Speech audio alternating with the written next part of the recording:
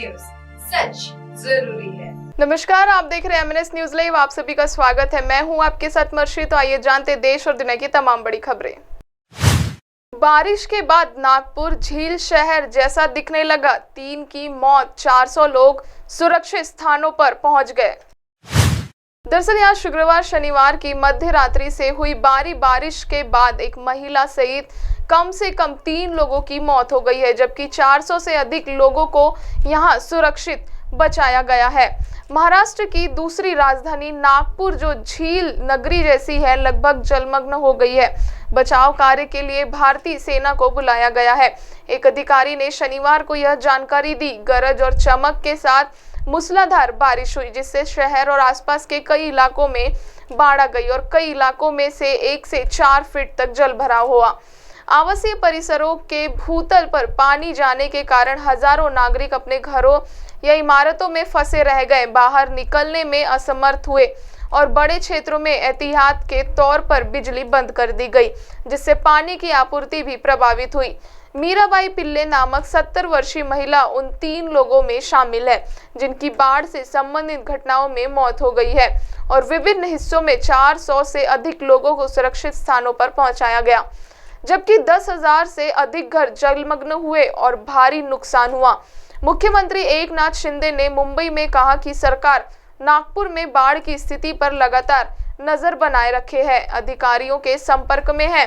केंद्रीय राजमार्ग मंत्री नितिन गडकरी, उप मुख्यमंत्री देवेंद्र फडणवीस ने बचाव और राहत कार्यों पर चर्चा करने के लिए शीर्ष नागरिक अधिकारियों को साथ बैठने की सलाह दी, जबकि शहर अगले 2 दिन के लिए ऑरेंज अलर्ट पर है। फडणवीस ने उन लोगों को 10,000 रुपए का मुआवजा देने की घोषणा की जिनके घर बाढ़ में पानी में डूब गए हैं। दुकानदारों को 50,000 रुपए और छोटे व्यवसाय को 10,000 रुपए का मुआवजा दिया जाएगा जिन्हें बाढ़ के बाद नुकसान हुआ है। नजर डालते एक और खबर पर। अवैध निर्माणों पर 30 सितंबर के बाद चलेगा बुलडोजर। दरअसल बारिश की वजह से शहर और आसपास के इलाकों के अवैध निर्माण हटाने पर 30 सितंबर तक कार्रवाई पर रोक लगाई गई है। इसके बाद तेजी से कार्रवाई शुरू हो जाएगी। यह जानकारी मनपा ने बॉम्बे हाई कोर्ट की नागपुर खंडपीठ में दी है। नागपुर खंडपीठ में अजय तिवारी ने जनहित याचिका दायर करके जिले में सभी अवैध निर्माणों को हटाने की मांग की थी। बाद में तिवारी इस याचिका से अलग हो गए, लेकिन यह बेहद अहम मुद्दा है, इसलिए कोर्ट ने इस जनहित याचिका पर खुद से सुनवाई करने का फैसला किया। मामले में अतुल चांदुलकर, वृषाली जोशी के समक्ष सुनवाई हुई। उस समय मनपा ने कोर्ट को बताया कि शहर के अवैध निर्माण हटाने को लेकर 4 सितंबर 2023 को अधिकारियों की बैठक हुई। इसमें 30 सितंबर तक अवैध निर्माण पर कार्रवाई न करने का फैसला लिया गया है। मनपा की ओर से एड सुधीर पुराणिक ने पैरवी की है। कोर्ट ने मामले पर 4 अक्टूबर को अगली सुनवाई रखी है। मॉनसून के चलते और नियमानुसार बरसात के दौर अवैध निर्माण पर कोई कार्रवाई नहीं की जा सकती, इसलिए मनपा ने यह कार्रवाई फिलहाल रोकी है। बरसात खत्म होते ही यह कार्रवाई फिर से शुरू हो जाएगी, ऐसा मनपा ने पिछली सुनवाई में कोर्ट को बताया था। शहर और आसपास के इलाकों में अब तक 1368 अवैध निर्माण तोड़े गए हैं और पिछले साल 451 अवैध निर्माण पर बुलडोजर चलाया गया। यह जानकारी पिछली सुनवाई में मनपा ने कोर्ट में दी थी। याचिका पर इससे पहले कोर्ट की सुनवाई में शहर के कुल अवैध निर्माणों की विस्तृत जानकारी पेश की गई थी। इसमें मनपा के भीतर 1544 निर्माण की सीमा के भीतर 4,675 और नागपुर महानगर विकास प्राधिकरण की सीमा के तहत 3,109 अवैध परिनिर्माण है। इनमें से अकेले शहर में 6,000 से ज्यादा अवैध निर्माण होने की बात सामने आई है। रुक करते एक और खबर का। चलती मालगाड़ी से कोयला गिराने वाला गिरोह पकड़ाया।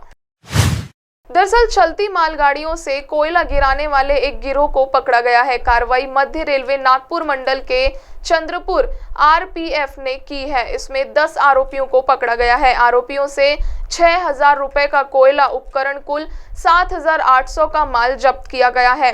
घटना के दिन कार्रवाई में 3 आरोपी अंधेरे का फायदा उठाकर फरार हो गए थे, जिन्हें बुधवार को पकड़ा गया है।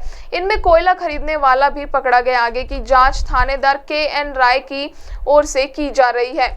जानकारी के अनुसार मंगलवार को मध्य रात्रि गश्त कर रहे एएसआई सचिन व देवपाल सिंह ने थाने को जानकारी दी थी कि तडाली कार्ड लाइन में कुछ अज्ञात लोगों द्वारा चलती मालगाड़ी से कोयला गिराया गया था। सूचना मिलते ही चंद्रपुर थाने के निरीक्षक एएसआई व टीम घटनास्थल पर पहुंची, जिसके बाद झाड़ियों में छुपकर सब इंतजार करने लगे। करीब 2:30 बजे एक ट्रैक्टर ट्रॉली सहित कुछ लोग आए और ट्रैक्टर से 3 लोग नीचे उतरकर फावड़े से कोयला ट्रॉली में भरने लगे तथा 4 लोग पास में ही खड़े प्लेट से कोयले के बड़े बड़े टुकड़ों को फोड़कर ट्रॉली में लोड करने लगे। बाकी 2 अन्य लोग उन्हें गाइड कर रहे थे। इस बीच घेराबंदी कर उसमें से 4 मजदूर आरोपी और 2 अन्य को पुलिस टीम ने पकड़ लिया, किंतु 3 लोग अंधेरे का फायदा उठाकर मौके से फरार हो गए। पकड़े गए 6 लोगों से पूछताछ करने पर उन्होंने अपना नाम प्रशांत दत्तूपाल, जयराम, जमुना प्रसाद, इरफान शेख, कालू बताया है। पूछताछ के दौरान आरोपी हाशिम और फाजल को प्लानर के रूप में पाया गया, जो अतिरिक्त पैसा देकर मजदूरों से कोयला चोरी करवाते थे। उनके द्वारा इससे पहले भी 4 मालगाड़ी से करीब 8 टन कोयला चोरी किया गया, जिसे आरोपी फजल ने अपने मामा यूनुस के पडौली स्थित कोयला प्लॉट में रखना बताया था। फजल ने लालचवश कोयला चोरी करना एवं लोहे के फिश प्लेट चोरी करने का गुनाह स्वीकार किया। अब आप हमारे चैनल को आपके मोबाइल पर भी देख सकते हैं। मोबाइल में देखने के लिए प्ले स्टोर से MNS news TV app download करें। इंस्टा, ट्विटर, फेसबुक और अन्य सोशल मीडिया प्लेटफॉर्म पर हमारा चैनल उपलब्ध है। आप हमारे चैनल को लाइव भी देख सकते हैं www.mnsnewstv.com पर। फिलहाल वक्त हो चुका है दर्शकों ब्रेक का। ब्रेक से लौटने के बाद देखेंगे देश और दुनिया की तमाम बड़ी खबरें। नमस्कार।